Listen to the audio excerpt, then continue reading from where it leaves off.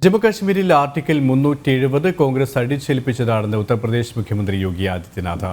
ജനങ്ങളെ മതത്തിന്റെയും ഭാഷയുടെയും പേരിൽ വേർതിരിച്ചു നിർത്തിയാണ് കോൺഗ്രസ് ഭരിച്ചത്.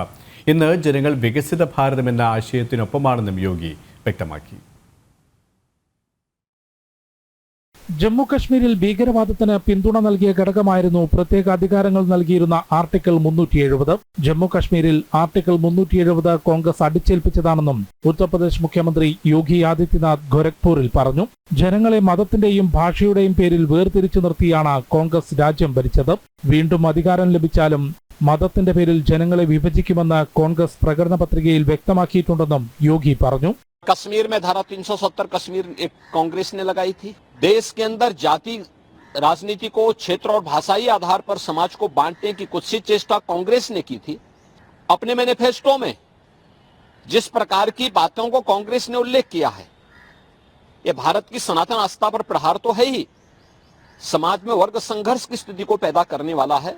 ഭരണഘടന പോലും അട്ടിമറിച്ചുകൊണ്ട് മുസ്ലിം വിഭാഗത്തിന് സംവരണം നൽകാനും പിന്നാക്ക വിഭാഗങ്ങൾക്കുള്ള ആനുകൂല്യം ഇല്ലാതാക്കാനുമാണ് കോൺഗ്രസ് ശ്രമിക്കുന്നത്. കോൺഗ്രസിന്റെ നീക്കങ്ങൾ ജനങ്ങൾ വോട്ടിലൂടെ തകർക്കുമെന്നും വികസിത ഭാരതത്തിലേക്കുള്ള യാത്രയ്ക്കൊപ്പമാണ് രാജ്യത്തെ ജനങ്ങളെന്നും യോഗി ആദിത്യനാഥ് പറഞ്ഞു. ജനം, ഡൽഹി.